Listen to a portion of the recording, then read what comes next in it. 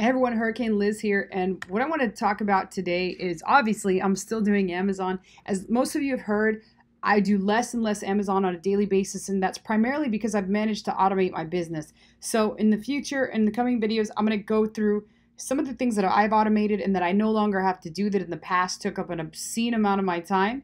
Now, as I said, I don't hardly have to do anything. In fact, it's rare that I have to actually work in that business. It's as little as 30 minutes a week and maybe even 15. So that's pretty insane. And that's also amazing for myself.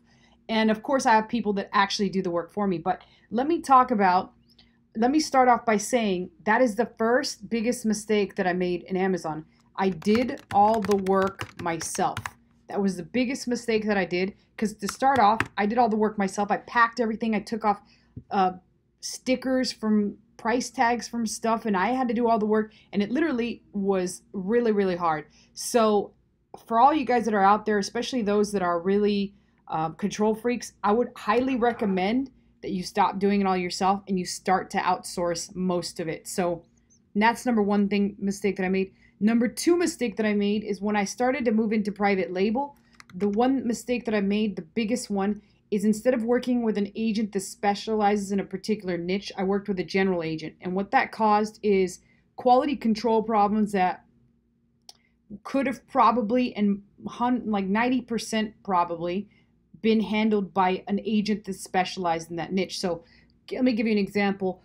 In one case, we did get some gel pens, and while everything looked fantastic on the agent's end, what ended up happening is when they got shipped to Amazon, they loosened up and a bunch of them leaked all over the place. So we got stuck with a bunch of inventory that we couldn't sell. And that was primarily because of the agent that we were working with just didn't specialize in the niche. So when you decide to start working with an agent or even with a company, like don't go with the company that you see selling all sorts of shit. You want to go with the company that specializes in one particular niche. And what I mean by company is I'm talking about manufacturer. So make sure that the manufacturer that you find on Alibaba specializes in one primary niche, instead of them selling all sorts of crap.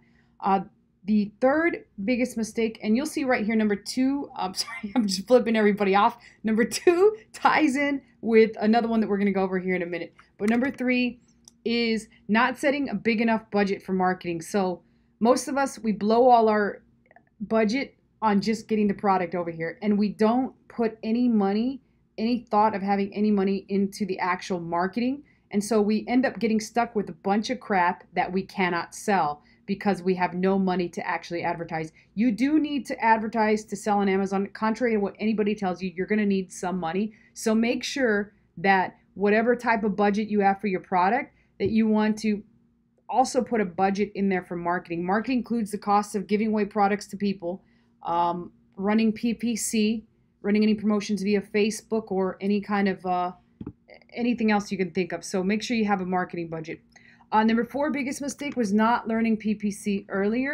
I highly, highly, highly recommend that you start from the beginning. And again, you have a budget that is going to be put towards PPC. So make sure you, right out of the gate, you start running some as soon as you get at least 25 reviews on your product.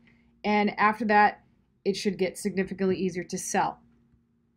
Number five is not being that thorough when researching competitor brands. And what I mean by that is like trademark infringements, possible like looking more like the product, like patent research and stuff like that. Because I'll tell you what, if you're doing this thing right and you're doing it right long enough, you are going to get sued at one point or another. Somebody's going to serve you with some paperwork because they think your product looks too much like theirs. So I highly, highly recommend that you thoroughly research.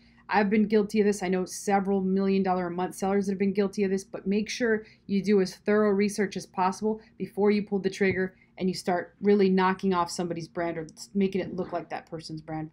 Number six is spending more money on quality control. And again, this gets tied with the actual agent. If you have a general agent and you insist on using a general agent, make sure you have a quality control company that could also assist the agent in making sure that the product comes out quality. Because again, most of our mistakes and where we've lost money is having that quality in place. And if you work with an agent, make sure you're working with a good one.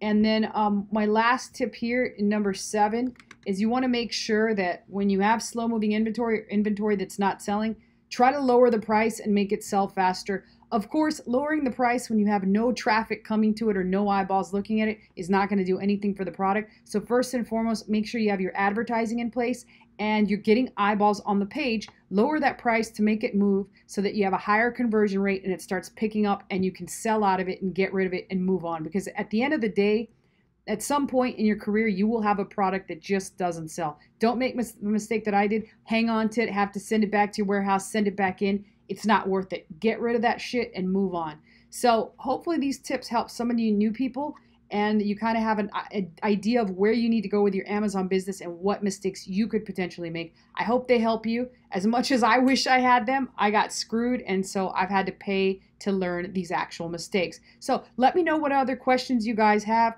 Put some comments and questions below, and I encourage you guys to subscribe for we're continuing to do Amazon videos despite the fact that I don't do too much of Amazon anymore. I have it completely automated, and I'm going to show you exactly how to do that too in your business. So take care. I'll see you guys soon.